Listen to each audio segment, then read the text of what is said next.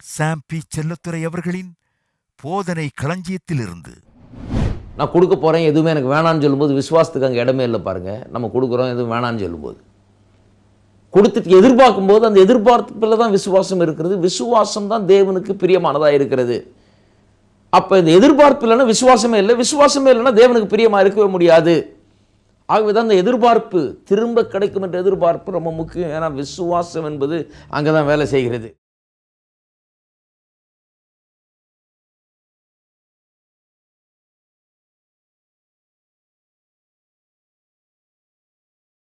மறுபடியுமாக கர்த்தருடைய வார்த்தையை உங்களோடு கூட பகிர்ந்து கொள்வதிலே நான் பெருமகிழ்ச்சி அடைகிறேன். கர்த்தர் நல்லவர் என்கிற இந்த நிகழ்ச்சியின் மூலமாக கடந்த பல வாரங்களாக பொருளாதார செழிப்பை குறித்து நான் இங்கே போதித்து வருகிறேன்.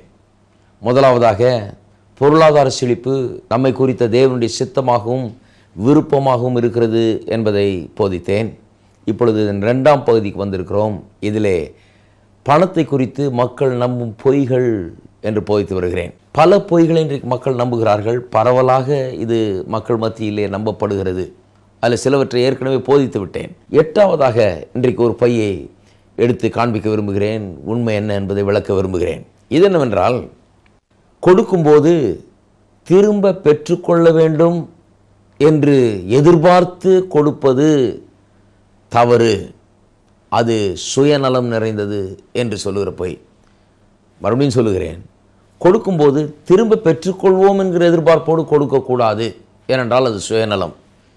கொடுக்கும்போது கொடுத்ததை விட அதிகமாக நமக்கு திரும்பி வரப்போகிறது என்றெல்லாம் நம்பக்கூடாது, அப்படி எதிர்பார்க்கக்கூடாது. ஏனென்று சொன்னால், அப்படி எதிர்பார்க்கும்போது நாம் சுயநலம் உள்ளவர்களாக இருக்கிறோம். கொடுக்கிறதில் அப்படி கொடுக்கக்கூடாது என்று அநேகர் இன்றைக்கு சொல்லிக் கொண்டிருக்கிறார்கள். ஆகவே கிறிஸ்தவர் மத்தியில் கூட சில நேரங்களில் கேட்கலாம். சிலர் சொல்லுவாங்க, ஆண்டவரே, உம்மிடத்திலிருந்து நான் ஒன்றை எதிர்பார்க்கவில்லை, உமக்கு நான் தருகிறேன் என்றால் உம்மை நான் நேசிக்கிறேன், எனக்கு ஒன்றும் வேண்டாம், நான் உம்மிடையிலே ஒன்றும் நான் எதிர்பார்க்கிறதில்லை என்று சொல்லி இப்படி கொடுக்கிறதை பற்றி இப்படி ஒரு எண்ணத்தை வைத்திருக்கிறார்கள். இதுதான் நல்ல எண்ணம், இதுதான் சரியான எண்ணம் என்று அவர்கள் நினைத்து கொண்டிருக்கிறார்கள். நான் சொல்லுகிறேன், இது ஒருவேளை நல்லதாய் தோன்றலாம், நல்லதாகவும் இருக்கலாம்.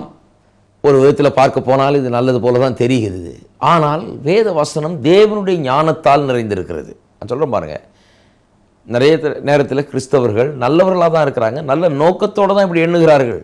இப்படி எண்ணுனதுனால அவங்க கெட்டவர்கள்னு சொல்லலை, நல்லது செய்யணுன்ற நோக்கத்தினால தான் அவங்க என்ன சொல்கிறாங்க, கொடுக்கும்போது நான் எதையும் எதிர்பார்க்காம கொடுக்குறேன், அன்பு கூறுறதுனால கொடுக்குறேன், கடவுள் அன்பு கூறுறதுனால கொடுக்குறேன், நான் ஒன்றும் எதிர்பார்க்கலன்னு சொல்லுகிறார்கள்.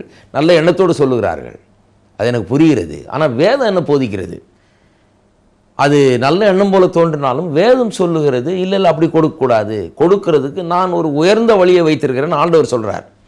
அதனால தான் நம்முடைய சுய புத்தியை சாரக்கூடாதுன்னு வேதம் சொல்லுது. சுய புத்தி சில காரியங்களை நன்மை என்று சொல்லுகிறது, நல்லது என்று எடை போடுகிறது. ஆனால் கடைசியில் பார்க்க போனால், தேவனுடைய ஞானத்தின்படி பார்க்க போனால் அது தப்பு என்று நமக்கு விளங்குகிறது. இப்படி சுய புத்தியை சார்ந்திருக்கும் போது வாழ்க்கையில் தோல்வியை நாம் சந்திக்கிறோம். ஏனென்றால் இந்த சுய புத்தி நமக்கு சில நேரத்தில் தவறான காரியங்களை போதித்து விடுகிறது. தேவனுடைய வார்த்தை நமக்கு புத்தியும் விவேகத்தையும் ஞானத்தையும் அறிவையும் கொடுக்கும்படியாய் இங்கே கொடுக்கப்பட்டிருக்கிறது. ஆகவே நான் சொல்லுகிறேன், கொடுக்கும்போது அதை திரும்ப பெற்றுக்கொள்வோம். அது திரும்ப நாம் பெற்றுக்கொள்ளும்போது பல மடங்கு அதிகமாக நமக்கு திரும்பி வருகிறது என்பதைத்தான் வேதம் போதிக்கிறது. இப்படி கொடுப்பது தான் சரி என்று வேதம் போதிக்கிறது. அதை ஏன் என்று நான் விளக்குகிறேன். ஏன்னா எடுப்பில் சொன்ன உடனே இது அவ்வளோ சரியில்லை என்பது போல தோன்றும். ஆகவே நான் விளக்க விரும்புகிறேன். கொடுக்கும்போது எதிர்பார்க்காமல் கொடுக்கறது தான் நல்லதுன்னு சொல்லுகிறது நல்லது போல தோன்றும். கொடுக்கும்போது ஒரு எதிர்பார்ப்போடு கொடுக்கணும், திரும்ப பெற்றுக்கொள்ள கொடுக்க வேண்டும், பல மடங்கு பெற்றுக்கொள்ளும்படியாக கொடுக்க வேண்டும் சொல்லும்போது அது கெட்டது போல தோன்றும். ஆகவே நல்லா கவனிக்க வேண்டும். வேத வசனத்தை போதித்து கொண்டிருக்கிறோம். பாருங்கள், தேவன் இந்த பூமியிலே சில பிரமாணங்களை ஏற்படுத்தி வைத்திருக்கிறார். தேவன் ஒரு ஒழுங்கின் தேவன். அவர் ரொம்ப ஞானமுள்ள தேவன், குழப்பமுள்ள தேவன் இல்லை. ஒரு திட்டவட்டமாக சில காரியங்களை செய்கிறார்.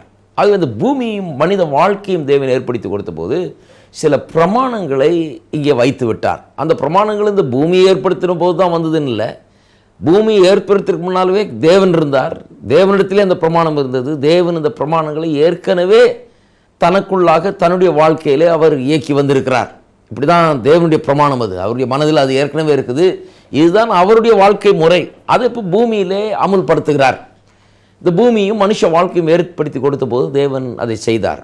ஆதியாகமம் 1ஆம் அதிகாரத்தில் வாசிக்கிறோம், பலவிதமான கனி தரும் விருட்சங்களை தேவன் ஏற்படுத்தினார் என்று, உலகத்திலே சிருஷ்டித்தார் என்று. அந்த கனி தரும் விருட்சங்களை குறித்து சொல்லும்போது அந்தந்த கனி அதனுடைய விதைகளை அதற்குள்ளேயே வைத்து கொண்டிருக்கிற கனி தரும் விருட்சங்களை அவர் உண்டு பண்ணினார் என்று சொல்லியிருக்கிறது. அப்போ அந்த கனிக்குள்ள, அந்த பழத்துக்குள்ள இன்னும் பழங்களை உருவாக்கக்கூடிய விதைகளை வைத்து சிருஷ்டிக்கிறார். அப்போ ஆதாம் வந்தபோது என்ன சொல்கிறார்?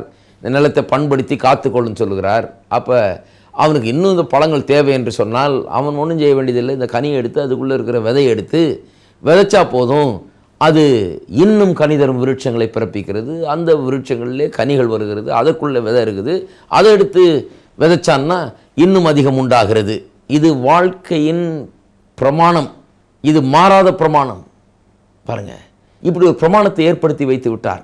இந்த பிரமாணத்திலே ஒரு காரியம் அடங்கி இருக்குது பாருங்க. அது என்ன பிரமாணம்? இந்த பிரமாணம் சொல்லுகிறது, கொடுக்கிறதும் கொடுத்தது நமக்கு திரும்பி கிடைக்கிறதும், பல மடங்கு பெருகி திரும்பி கிடைக்கிறதும் ஒன்றோடொன்று இணை பிரியாத விதத்திலே இணைக்கப்பட்டிருக்கிறது. இதை மனுஷன் பிரிக்க முடியாது, இதை தேவன் நினைத்து விட்டார். கொடுக்கிறதையும் திரும்ப பெற்றுக்கொள்கிறதையும், கொடுக்கிறது திரும்ப பல மடங்காய் பெருகி வருகிறது என்பது தேவன் நினைத்தது மாதிரி. தேவன் நினைத்ததை மனுஷன் பிரிக்க முடியாது, அப்படி பண்ணி வச்சுட்டார் தேவன். அது ஒரு பிரமாணம், தேவனுடைய பிரமாணம். அப்போ ஒரு விவசாயி தேவனுடைய இந்த அற்புதமான பிரமாணத்தை அவன் பின்பற்றுகிறான். விதை எடுத்து நிலத்தில் விதைக்கிறான். அவன் என்ன பண்ணுகிறான்? நிலத்துக்கு கொடுக்குறான். விவசாயி ஒன்று பெரிய விளைச்சல் அப்படியே அள்ளிட்டு போயிடுறது இல்லை. அவன் முதல்ல கொடுக்குறான், நிலத்துக்கு அவன் கொடுக்குறான். நிலத்துக்கு கொடுத்த பிறகு நிலம் அவனுக்கு கொடுக்கிறது. எதை கொடுக்கிறது? அவன் விதைச்சதையே திருப்பி கொடுக்கிறது. எவ்வளவு கொடுக்கிறது? இவன் ஓரளவுக்கு விதைச்சான், அந்த அளவுக்கு பல மடங்கு அதிகமாக, இன் ப்ரொபோர்ஷன் டு தட். இவ்வளோ விதைச்சா இவ்வளோ வரும்னு இருக்குது. ஆனால் எப்போவுமே விதைச்சதை காட்டிலும் விளைகிறது பல மடங்கு அதிகமாக இருக்கிறது. இது தேவனுடைய பிரமாணம். இப்படி தான் தேவன் இந்த பூமியை வைத்து விட்டார். ஆதியிலிருந்தே இப்படி தான் அந்த பூமி இயங்கி கொண்டிருக்கிறது. நான் ஏற்கனவே சொன்னது போல் பூமி வந்த பிறகு இந்த பிரமாணம் வந்துன்னு சொல்ல முடியாது. தேவன் அதுக்கு முன்னாலே இருக்கிறார். இந்த பிரமாணம் அவருக்குள்ளேயே இயங்கி கொண்டிருக்கிறது. அது என்ன சற்று நேரத்தில் காண்பிக்கிறேன். ஆனால் அந்த பூமியிலிருந்து ஆரம்பிப்போம். இப்படி தான் மனித வாழ்க்கை. ஆகவே தான் ஆதியாகமம் 8ஆம் அதிகாரத்தில் வாசிக்கிறோம், பூமி உள்ளளவும் விதைப்பும் அறுப்பும் உண்டு என்று இருக்கும். கண்டிப்பாக இதை எதுவும் மாற்ற போகிறதில்ல. வெள்ளம் வந்து உலகமே அழிஞ்சு போன பிறகு எல்லாம் மாறிடல சொல்கிறார் கர்த்தர். பூமி உள்ளளவும் விதைப்பும் அறுப்பும் இருக்கும். அது அப்படியே தான் இருக்கும். அது same. It will never be reversed. It is irreversible. இது மாறாத ஒரு பிரமாணமாக இருக்கிறது. இப்படி தான் இருக்கும். அது விதைப்பு அறுப்புங்கிறது ஒரு மாறாத பிரமாணமாக தேவன் ஏற்படுத்தி விட்டார். வெறும் விவசாயத்தில் போய் விதையை விதைச்சு அறுக்கிறது மட்டுமல்ல, அந்த பிரின்சிபிள், அந்த பிரமாணம் வந்து வாழ்க்கையின் எல்லா விதத்திலும் இயங்குகிறது. அன்பை விதைச்சா அன்பை அறுக்கிறோம், பகையை விதைச்சா பகையாக இருக்கிறோம், பணத்தை விதைச்சா பணத்தை அறுக்கிறோம் என்று சொல்லி இப்படி இந்த பிரமாணம் எல்லா விதத்திலும் வாழ்க்கையில் இயங்குகிறது என்று சொல்லி தேவன் அன்றைக்கே சொல்லிட்டாரு. பூமி உள்ளளவும் விதைப்பும் அறுப்பும் என்கிற பிரமாணம் நிச்சயமாக உண்டுன்னு சொல்லிட்டார். இப்படி தான் பூமி இருக்குது. இதை நாம் புரிந்து கொள்ள வேண்டும். நம்ம சுய புத்தியில் ஏதாவது இது நல்லது அது நல்லதுன்னு சொல்கிறதுல பிரயோஜனம் கிடையாது. ஏனென்றால் கர்த்தர் இப்படி தான் இதுதான் நல்லதுன்னு வச்சுருக்காரு. அது நமக்கு நல்லது இல்லை போல தோன்றினாலும் கர்த்தரை நம்ப வேண்டும். Trust in the Lord, not in your own understanding. கர்த்தரை நம்ப வேண்டும், நம்முடைய சுய புத்தி அல்ல. கர்த்தர் சொல்கிறார், இல்லை இல்லை நீ நல்லதுன்னு நினைக்கிற, எதுவும் எதிர்பாராமல் கொடுக்கணும்னு நினைக்கிற, ஆனால் நான் சொல்லுறேன் எதிர்பார்த்து தான் கொடுக்கணும். ஏன்னா எல்லாத்தையுமே நான் அப்படி செட் பண்ணிட்டேன், இதுதான் என்னுடைய பிரமாணம் என்று சொல்லுகிறார். பாருங்க, அப்போஸ்தலனாகிய பவுல் அதை போதிக்கிறார். கலாத்தியருக்கு எழுதின நிருபம் 6ஆம் அதிகாரம் 6ஆம் வசனத்திலிருந்து வாசிக்கிறேன். மேலும் திருவசனத்தில் உபதேசிக்கப்படுகிறவன் உபதேசிக்கிறவனுக்கு சகல நன்மைகளிலும் பகிர்ந்து கொடுக்க கடவன். பாருங்க, அந்த விதைப்பும் அறுப்பும் என்கிற பிரமாணத்தை எடுத்து, இந்த மாறாத பிரமாணத்தை எடுத்து அதை அறிந்து வைத்துக்கொண்டு வாழ்க்கையை குறித்து அப்போஸ்தலனாகிய பவுல் இப்படி சிந்திக்கிறார். என்ன சொல்றாரு இங்க பாருங்க, உபதேசிக்கப்படுகிறவன் என்று இருக்கிறான். அதாவது உபதேசம் கேட்கிறவன், கற்றுக்கொள்ளுகிறவன். அப்புறம் உபதேசிக்கிறவன் என்று ஒருவன் இருக்கிறான். இந்த உபதேசிக்கப்படுகிறவன், கற்றுக்கொள்ளுகிறவன், உபதேசிக்கிறவனுக்கு, வாத்தியாருக்கு சகல நன்மைகளிலும் பகிர்ந்து கொடுக்க கடவன் என்று சொல்லி இருக்கிறது. அப்ப ஒருவன் போதிக்கிறான்னு சொன்னா, உபதேசிக்கிறான்னு சொன்னா அவனுக்கு திரும்ப வருகிறது. இவன் கொடுக்கிறான், அவனுக்கு திரும்ப பல மடங்காக திரும்ப வருகிறது. கொடுங்கள் அப்பொழுது உங்களுக்கு கொடுக்கப்படும். அதுதான் இயேசு சொன்னார். அமுக்கி குலுக்கி சரிந்து விழும்படி மனிதர்கள் மடியில் கொண்டு வந்து போடுகிறார்கள். நீங்கள் எந்த அளவிற்கு அளக்கிறீர்களோ அந்த அளவு உங்களுக்கு திரும்ப அளக்கப்படும். இயேசுவும் அதே தான் போதிக்கிறாரு, அதே தான் பவுலும் சொல்றாரு. உபதேசிக்கப்படுகிறவன் உபதேசிக்கிறவனுக்கு சகல நன்மைகளிலும் பகிர்ந்து கொடுக்க கடவன். கொடுங்கள் அப்பொழுது உங்களுக்கு திரும்ப கொடுக்கப்படும். இது வாழ்க்கையின் நேதி. இது உபதேசிக்கிறதுலையும் உபதேசம் பெறுறதுலையும் கூட இது வேலை செய்கிறது. உபதேசம் பெறுகிறவன் நிலம் மாதிரி ஒரு பிரசங்கியார் எழுந்து உபதேசம் பண்ணுகிறார், ஜனங்கள் கேட்கிறார்கள். அந்த பிரசங்கியார் விதைக்க புறப்பட்ட ஒரு விவசாயியை போல அவன் வசனங்களை விதைக்கிறான் மக்களுடைய உள்ளங்களிலே. அந்த விதைக்கப்பட்ட விதைக்கு ஒரு பெரிய விளைச்சல் உண்டாகிறது. அவனுக்கு திரும்ப வருகிறது, பல மடங்காக அது திரும்ப வருகிறது. 7ஆம் வசனத்தை பாருங்க. மோசம் போகாதிருங்கள், தேவன் தம்மை பரியாசம் பண்ண ஒட்டார். மனுஷன் எதை விதைக்கிறானோ அதையே அறுப்பான். அப்போ என்ன சொல்கிறாரு? ஏமாந்துடாதீங்க. அது நல்லது, இது நல்லது, நான் இப்படி நினச்சிருக்கேன், நான் எதிர்பாராமல் கொடுக்குறேன்னாக்கும் அப்படின்னு நினச்சிட்டு ஏமாந்துடாதீங்கன்றார். மோசம் போகாதிருங்கள், தேவன் தம்மை பரியாசம் பண்ண ஒட்டார். மனுஷன் எதை விதைக்கிறானோ அதையே அறுப்பான். இது மாறாத பிரமாணம். இதை முதல்ல தெரிஞ்சு கொள்ளுங்கள், அதன்படி எல்லாவற்றையும் சிந்தியுங்கள் என்று சொல்கிறார். அப்புறம் பாருங்க, தன் மாம்சத்திற்கென்று விதைக்கிறவன் மாம்சத்தினால் அழிவை அறுப்பான், ஆவிக்கென்று விதைக்கிறவன் ஆவியினாலே நித்திய ஜீவனை அறுப்பான். எதை விதைச்சாலும் அதை அறுப்பான்றது பிரமாணம். ஆகவே எதை விதைக்கிறோங்கிறதுல ஜாக்கிரதையா இருங்க. ஏன்னா எதை விதைக்கிறீங்களோ அது விளைய போகுது. அப்போ மாம்சத்தின்படி விதைக்கிறவன் அழிவை அறுப்பான், ஆவிக்கென்று விதைக்கிறவன் நித்திய ஜீவனை அறுப்பான். கெட்டதை விதைக்கிறவன் கெட்டதை அறுப்பான், நல்லதை விதைக்கிறவன் நல்லதை அறுப்பான். நாம் செய்கிற ஒவ்வொரு செயலும், நம்முடைய எண்ணங்கள் ஒவ்வொன்றும், வார்த்தைகள் ஒவ்வொன்றும், நம்முடைய எல்லா காரியங்களுமே ஒரு வித மாதிரி தான் இருக்குது பாருங்கள். அது வித மாதிரி வேலை செய்து ஒரு பெருக்கத்தை உண்டாக்குகிறது. ஏனென்றால் இப்படி தேவன் வாழ்க்கையை நியமித்து விட்டார். ஏன் அப்படி பண்ணார்ன்றதை கொஞ்சம் நேரத்தில் சொல்கிறேன். இது இப்படி தான் செட் பண்ணி வச்சுட்டார் கர்த்தர். அதை முதல்ல புரிந்து கொள்வோம். அடுத்த வசனம், நன்மை செய்கிறதில் சோர்ந்து போகாமல் இருப்போமாக, நாம் தளர்ந்து போகாதிருந்தால் ஏற்ற காலத்திலே அறுப்போம். இப்போ என்ன சொல்கிறாரு? இப்போ நன்மை செய்கிறதுக்கு வந்துட்டார். நம்ம நன்மை செய்கிறோம், சிலருக்கு கொடுக்குறோம், சிலருக்கு உதவி செய்கிறோம், சிலருக்கு பல காரியங்களை செய்கிறோம், பலவிதமான நன்மைகளை செய்கிறோம். அதில் சோர்ந்து போகாமல் இருங்கள்னு சொல்கிறார். ஏன்னா நன்மை செய்கிறதுல சோர்ந்து போகிறது சுலபம். செஞ்சுக்கிட்டே இருக்கிறோம், என்னடா நன்மை செஞ்சுக்கிட்டே தான் இருக்கிறோம், நம்மளும் எவ்வளோ நாள் தான் செஞ்சிகிட்டு இருக்கிறதுன்னு யோசிக்கிறோம். அவர் சொல்கிறாரு சோர்ந்து போகக்கூடாது நன்மை செய்கிறதில்ல. ஏன் இப்படியே செஞ்சுக்கிட்டே கடங்க, இதில் ஒன்றும் கிடைக்காது உங்களுக்குன்னு சொல்லலை. நன்மை செய்கிறதில் சோர்ந்து போகாதீங்கள். ஏனென்று சொன்னால் ஏற்ற காலம்னு ஒன்று வருது. விதைக்கிற காலம்னு இருக்குது, அறுக்கிற காலம்னு ஒன்று இருக்கிறது. அப்போ அந்த அறுக்கிற காலம், ஏற்ற காலம் வரும்போது நாம் அறுப்போம். உங்களுக்கு நல்லது நடக்க போகிறது. ஏன்னா நீங்கள் நல்லது செய்திருக்கிறீர்கள், நன்மையை செய்திருக்கிறீர்கள். அந்த நன்மை உங்களுக்கு பல மடங்காக திரும்பி வரப்போகிறது. விதைத்ததை நீங்கள் அறுப்பீர்கள் என்று சொல்லுகிறார். கொடுத்ததை திரும்ப பெற்றுக்கொள்வீர்கள் பல மடங்கு. 10ஆம் வசனம், ஆகையால் நமக்கு கிடைக்கும் சமயத்துக்கு தக்கதாக, ஆங்கிலத்தில் அருமையாக சொல்லப்பட்டிருக்கிறது. therefore as we have the opportunity, அப்படின்னா நமக்கு நிறைய ஆப்பர்ச்சுனிட்டிஸ், தருணங்கள் வாழ்க்கையில் உருவாகிறது, வாய்ப்புகள் வாழ்க்கையில் உண்டாகிறது. ஒரு நன்மை செய்கிறதுக்கு ஒரு வாய்ப்பு கிடைச்சா அதை விதைக்கிறதுக்கு வாய்ப்பை போல் எண்ணணும். கொடுக்கறதுக்கு ஒரு வாய்ப்பு கிடைச்சா அதை விதைக்கிறதுக்கு ஒரு வாய்ப்பு போல் எண்ண வேண்டும். ஏனென்று சொன்னால் அவர் சொல்கிறாரு, நமக்கு கிடைக்கும் சமயத்துக்கு தக்கதாக, ஆப்பர்ச்சுனிட்டிக்கு தக்கதாக, எப்பப்போ வாய்ப்பு கிடைக்கிறது அதுக்கு தக்கதாக, யாவருக்கும் விசேஷமாக விசுவாச குடும்பத்தார்களுக்கும் நன்மை செய்ய கடவோம். எல்லாருக்கும் நன்மை செய்யுங்க, ஏன்னா எல்லாம் திரும்பி வரப்போகுது என்று அந்த ரீதியிலே அவர் சொல்லுகிறார். நாம் வாசிப்போம், நீதிமொழிகள் 3ஆம் அதிகாரத்திலே அதே போதனையை தான் அங்கே வாசிக்கிறோம். உன் பொருளாலும் உன் எல்லா விளைவின் முதற்பலனாலும் கர்த்தரை கனம் பண்ணு, அப்பொழுது உன் களஞ்சியங்கள் பூரணமாய் நிரம்பும், உன் ஆலைகளில் திராட்சரசம் புரண்டோடும். அதாவது பொருளாலும் எல்லா விளைச்சல் முதற்பலனாலும் கர்த்தரை கனம் பண்ணுன்னா, விளைஞ்சதில் முதல் பலனை, ஃபர்ஸ்ட் அண்ட் த பெஸ்ட், சிறந்ததையும் முதலானதையும் எடுத்துகிட்டு முதல்ல இருக்கணும், அது சிறந்ததாகவும் இருக்கணும். அதை எடுத்துகிட்டு கர்த்தருக்கென்று கொடுக்கறத பற்றி தான் இங்கே சொல்லியிருக்கிறது. கொடுக்கும்போது கர்த்தரை கனம் பண்ணுகிறாய். எப்படி கனம் பண்ணுகிறாய்? ஃபர்ஸ்ட் அண்ட் பெஸ்ட்டை கொண்டுறா தான் கனம் பண்ணுகிறாய். கனம் பண்ணும்போது உன் களஞ்சியம் பூரணமாய் நிரம்பும், ஆலைகளில் திராட்சரசம் புரண்டு ஓடும். பூரணமாக நிரம்புறது, பூரண நிறைவு, புரண்டோடும் ஏராளம் தாராளமாக புரண்டோடும் ஆசீர்வாதம் என்பது எதோட லிங்க் பண்ணப்பட்டிருக்கிறது? கொடுக்கறதோட. நீங்கள் ஃபஸ்ட் அண்ட் பெஸ்ட்டை கொடுத்ததுனால, நீங்கள் முதன்மையானதையும் சிறந்ததையும் கடவுளுக்கு என்று கடவுளை எண்ணி பார்த்து அவருக்குன்னு இருக்கிறதுலே பெஸ்ட்டையும் இருக்கிறதுலே ஃபஸ்ட்டையும் கொண்டு வந்ததுனால கடவுள் சொல்கிறாரு, நான் எனக்கு இருக்கிறதே பெஸ்ட்டு உனக்கு தரப்போகிறேன். இது இப்படி தான் பிரமாணம் கிரியை செய்ய ஆரம்பிச்சிருது. ஃபஸ்ட் அண்ட் பெஸ்ட்டை கொடுத்ததுனால திரும்ப கிடைக்கிறதும் இருக்கிறதுலே பெஸ்ட்டாக தான் கிடைக்கிறது. அது பல மடங்கு பெருகி கிடைக்கிறது. அதுதான் இங்கே போதிக்கப்படுகிறது. பாருங்கள், இது தேவனுடைய ஞானத்தின் மாறாத பிரமாணமாய் இருக்கிறது. பாருங்கள், நீங்கள் உங்கள் வாழ்க்கையை கிறிஸ்துவுக்கென்று ஒப்பு கொடுத்த போது என்ன நடந்தது? நீங்கள் கொடுத்தீங்க. ஆண்டவரே என் வாழ்க்கை மண்டையில் ஒப்படைக்கிறேன்னு சொன்னீங்க. என்ன சொன்னீங்க? எனக்கு ஒன்றும் வேணாம் ஆண்டவரே, நான் என் வாழ்க்கை உம்மிடத்தில் கொடுத்துட்றேன், எனக்கு ஒன்றுமே வேணான்னு சொன்னீங்களா? அதுக்காக ஒப்படைச்சிங்க? கிடையாது. ஒப்படைக்கும் போதே ஒரு எதிர்பார்ப்பு.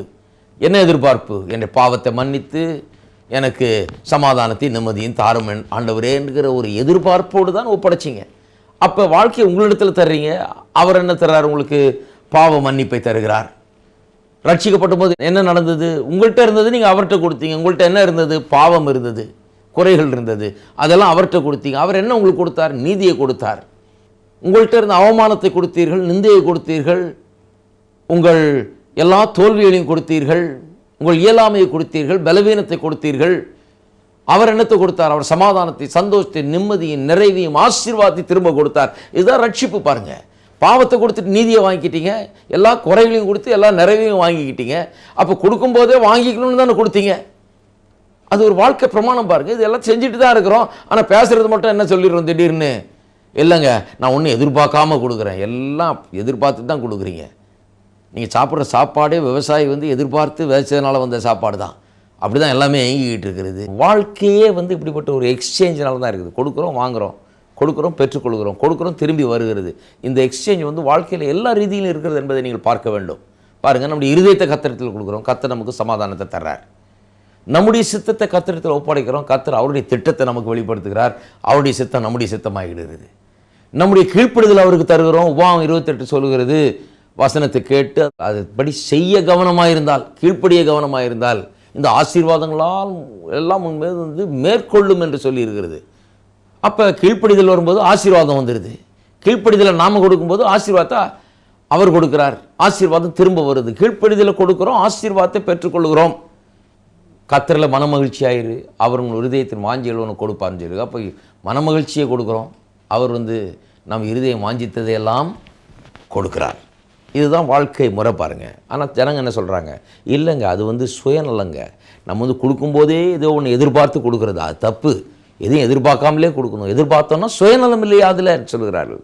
சுயநலம் என்பது வேற, நம்முடைய தேவைகளை தேவன் பூர்த்தி செய்வது, அதை சந்திப்பது என்பது வேற. செல்ஃப் கேர் இது நம்முடைய தேவைகள் சந்திக்கப்படுவது.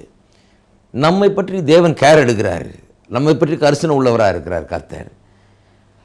அப்போ செல்ஃப் கேர், நம்முடைய தேவைகள் சந்திக்கப்பட வேண்டும் என்பது என்னன்னு சொன்னால், நமக்கு நன்மையான காரியங்கள் உண்டாயிருக்க வேண்டும் என்று நாம் விரும்புகிறது. ரட்சிப்பு வேணும் எனக்கு, சுகம் வேணும் எனக்கு, ஆசீர்வாதம், என் கையின் பிரயாசங்களில் ஆசீர்வாதம் வேணும் எனக்கு பல்வேறு நன்மைகள் எனக்கு உண்டாயிருக்க வேண்டும் என்று நான் விரும்புகிறேன். வெற்றி உண்டாயிருக்க வேண்டும், வாழ்க்கையில் சமாதானம் உண்டாயிருக்க வேணும். இதெல்லாம் தப்பா? இதை எதிர்பார்க்கறது தப்பா? ஏன் தப்பு இல்லைன்னு சொல்கிறேன். இது ஏன் தப்பு இல்லைன்னா, கடவுளை இதை தர்றதுக்காக தான் அப்படி குமாரன் அனுப்பி சிலுவையில் மறிக்க செய்து எல்லாத்தையும் பண்ணியிருக்கிறார். இதை தர்றதுக்கு தான் இவ்வளோ பெரிய புக்கை கையில் கொடுத்துருக்கிறார், வேதத்தை படித்து தெரிஞ்சுக்கன்னு. இதை கொடுக்கறதுக்காக தான் கிறிஸ்துவின் மரணம், உயிர்த்தெழுதல் எல்லாம். அதனால் தப்பே கிடையாது. கர்த்தர் பிரியப்படுகிறார். இன்னும் சொல்ல போனால், நான் அதை எதிர்பார்க்கும் போது என் இருதயத்தை ஆண்டவர்கிட்ட கொடுத்துட்டு, ஆண்டவரே இதெல்லாம் எனக்கு தாரும் நான் கேட்க போகும்போது கர்த்தர் என்ன சொல்கிறாரு? அதுதான் எனக்கு பிரியமாக இருக்கிறது. விசுவாசத்தை கர்த்தர் அதில் காண்கிறார். நான் கொடுக்க போகிறேன், எதுவுமே எனக்கு வேணான்னு சொல்லும்போது விசுவாசத்துக்கு அங்கே இடமே இல்லை. பாருங்கள், நம்ம கொடுக்குறோம், எதுவும் வேணான்னு சொல்லும்போது, கொடுத்துட்டு எதிர்பார்க்கும்போது அந்த எதிர்பார்ப்பில் தான் விசுவாசம் இருக்கிறது. விசுவாசம் தான் தேவனுக்கு பிரியமானதாக இருக்கிறது. அப்போ இந்த எதிர்பார்ப்பு இல்லைன்னா விசுவாசமே இல்லை, விசுவாசமே இல்லைன்னா தேவனுக்கு பிரியமாக இருக்கவே முடியாது. ஆகவே தான் இந்த எதிர்பார்ப்பு திரும்ப கிடைக்கும் என்ற எதிர்பார்ப்பு ரொம்ப முக்கியம். ஏன்னா விசுவாசம் என்பது அங்கே தான் வேலை செய்கிறது. செல்ஃபிஷ்னஸ், சுயநலம் என்கிறது வேற. சுயநலம்னா என்ன? இன்னொருத்தனுக்கு எடுத்து நான் முன்னுக்கு வரணும்னு நினைக்கிறது சுயநலம். பாருங்கள், அது தப்பு. கர்த்தர் நமக்கு எல்லாருக்குள்ளரையும் ஒரு பெருக்கத்தின் ஒரு எண்ணத்தை வைத்திருக்கிறார். பெருக்கத்துக்கு நேராக போகும்படி நம்முடைய மனம் வாஞ்சிக்கிறது. எல்லாத்தையும் பெருக்கம் உண்டாக வேண்டும் என்று மனித வாழ்க்கைக்குள்ளே மட்டுமல்ல, இயற்கையில் கூட அதை பார்க்குறோம். மரங்கள்லாம் அப்படியே ப்ரெக்னெண்ட்டாக இருக்குது, இன்னும் பிறப்பிக்கிறதுக்காக, காடுகளை உருவாக்கும்படியாக அது ப்ரெக்னெண்ட்டாக, அதுக்குள்ளே விதையை சுமந்துக்கிட்டு இருக்குது. அது யாராவது எடுத்து அதை விதைக்கணும், பெருக்கணும். எல்லாம் அப்படி தான் உண்டாக்கப்பட்டிருக்கிறது. மனுஷனும் அப்படி தான். ஆனால் கடவுளை அறியாமல் இருக்கும்போது இந்த பெருக்கத்தை குறித்து தேவன் வைத்திருக்கிற ஆசை என்கிறது, பெருக்கத்தை குறித்து தேவன் வைத்திருக்கிற எண்ணம் என்கிறது தீமையான ஒரு எண்ணமாக மாறிவிடுகிறது. இந்த பெருக்கத்தை சிலர் என்ன பண்ணுகிறார்கள்? தவறான விதத்தில் உபயோகப்படுத்துகிறாங்க. அதுக்காக போய் திருடுறாங்க, அதுக்காக கொலை செய்கிறாங்க, அதுக்காக கொள்ளடிக்கிறாங்க, அதுக்காக மற்றவர்களை துன்புறுத்துகிறார்கள். இது ஆமாம், அவங்க பெருகணும்னு தான் செய்கிறாங்க. ஆனால் அது தப்பு. ஏனென்றால் கடவுள் இல்லாதனால, கடவுளுக்கு இடம் இல்லாதனால அப்படி நடந்து கொள்கிறார்கள். கடவுள் நம்முடைய வாழ்க்கையின் மையமாக இருக்கும்போது, கடவுளுடைய சித்தத்தை நாம் செய்யும்போது, கடவுளுக்காக நாம் வாழும்போது அந்த பெருக்கத்தின் எண்ணம் ரொம்ப அவசியம். ஏனென்றால் அதுதான் நம்ம முன்னேற்ற பாதையில் நடத்தும், நம்ம ஆசீர்வாதத்துக்குள்ளாக நடத்தும். ஸோ தேவன் ஒரு மாறாத பிரமாணத்தை வைத்து விட்டார். கொடுப்பதும் கொடுத்தது திரும்பி வருவதும் என்பது ஒன்றோடு ஒன்று இணை புரியாத விதத்தில் இணைக்கப்பட்டிருக்கிறது. ரெண்டாவது காரியம், தேவன் தான் இந்த பிரமாணத்தை வைத்தார். அவரிடத்துல தான் அந்த பிரமாணம் வந்தது. ஆகவே அவர்லேயே அந்த பிரமாணம் கிரியை செய்கிறத பார்க்குறோம். தேவன் மனுஷனுக்கு ஜீவனை கொடுத்தார், உயிரை கொடுத்தார்.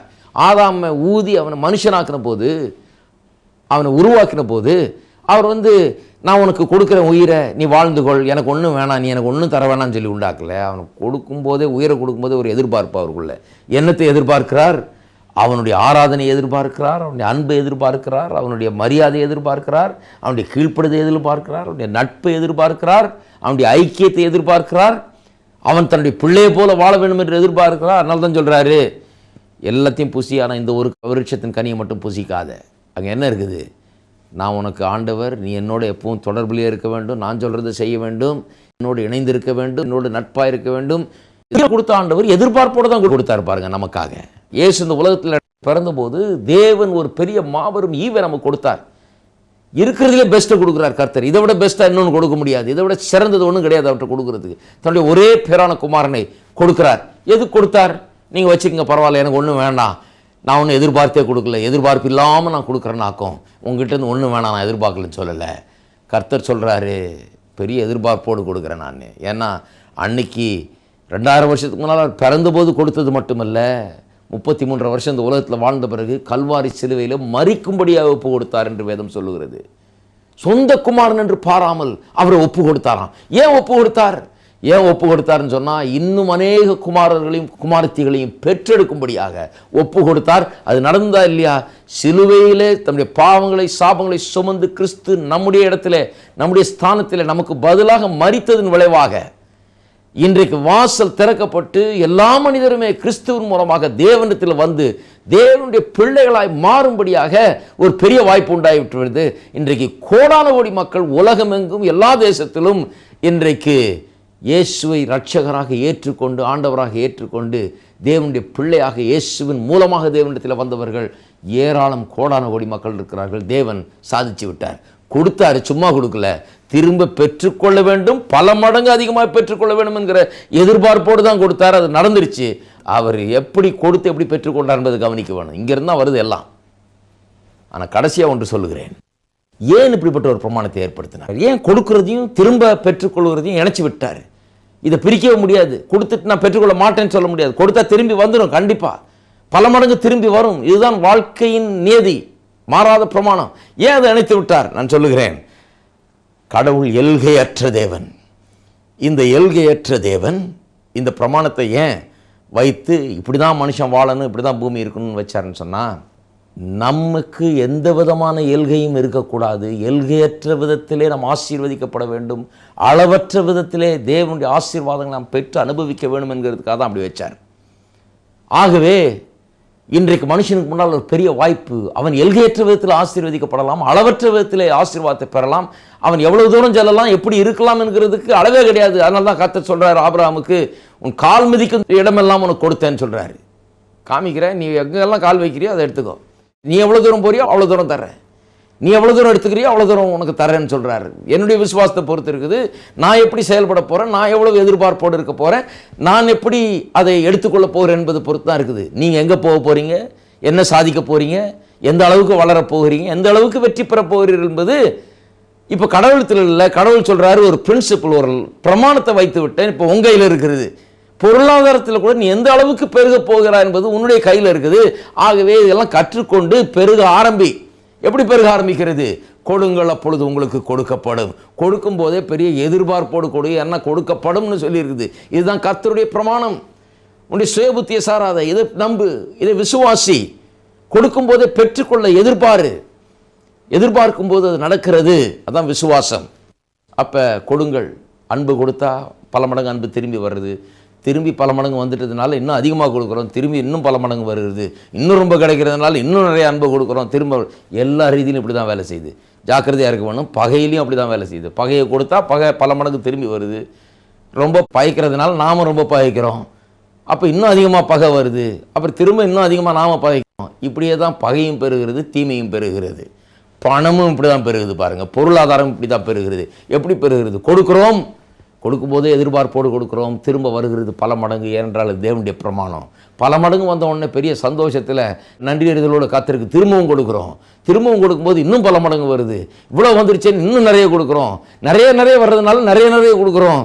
நிறைய கொடுக்கும்போது இன்னும் நிறைய வந்து கொண்டே இருக்கிறது. இன்னும் அதிகமாக பெருகி கொண்டே இருக்கிறது. பல மடங்கு பெருகி கொண்டே இருக்கிறது. இப்போ கர்த்தர் அந்த பிரமாணத்தின் மூலமாக நம்முடைய வாழ்க்கையை ஏற்க ஆரம்பித்து விட்டார். அளவற்ற தேவன், எல்கையற்ற தேவன் நம்மையும் அந்த எல்கையற்ற விதத்தில் வாழும்படியாக தூண்டுகிறார். நமக்கு ஒரு வழியை ஏற்படுத்தி வைத்து விட்டார்.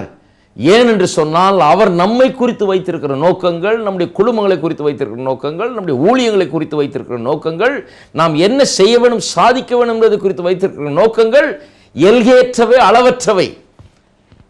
அந்த நோக்கங்களின்படி வாழ வேண்டும் என்றால், அந்த ஒரு அளவின்படி வாழ வேண்டும் என்றால், அவர் நினைக்கிறபடி நாம் இருக்க வேண்டும் என்றால், கொடுத்துட்டு எனக்கு ஒன்றும் வேணான்னு சொல்கிறதுனால அப்படி வர முடியாது. ஏனென்றால் அங்கே பெருக்கமே ஏற்படாது. பெருக்கமே ஏற்படலைன்னா அவர் நினைக்கிறதெல்லாம் நாம் செய்ய முடியாது.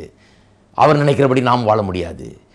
அப்போ அவர் நினைக்கிறபடி நாம் வாழ வேண்டும் என்றால் பெருக்கம் உண்டாக வேணும். பெருக்கம் உண்டாக வேணும்னா இது ஒன்று தான். கொடுக்க வேண்டும், கொடுத்தால் திரும்பி வரும், திரும்ப நிறைய கொடுக்க வேண்டும், திரும்பி இன்னும் நிறைய வரும், திரும்ப இன்னும் அதிகமாக கொடுக்குறோம், திரும்ப பெருக வேண்டும். இப்படியே பெருகி பெருகி பெருகி வளர்ந்து தேவன் நமக்காக வைத்திருக்கிற திட்டங்களையும் நோக்கங்களையும் நிறைவேற்றி அவருடைய மனதை நாம் சந்தோஷப்படுத்துகிறோம். தேவனுடைய நாமத்துக்கு மகிமையாக நாம் வாழ்கிறோம். இதை தவிர பெருக்கத்துக்கு வேறு வழி இல்லை. இதை தவிர தேவன் நாம் எப்படி வாழ வேண்டும் என்று நினைத்திருக்கிறாரோ அப்படி வாழ்வதற்கு வேறு வழி இல்லை. இதுதான் வழி. எது வழி? கொடுங்கள் அப்பொழுது உங்களுக்கு கொடுக்கப்படும் சொல்லியிருக்குதே, அதை விசுவாசித்து அதை ஏற்றுக்கொண்டு அதை பின்பற்றுவது தான் வழி. அருமையானவர்களே, அதை சிந்தித்து பார்ப்போம். கர்த்தர் உங்களை ஆசீர்வதிப்பாராக.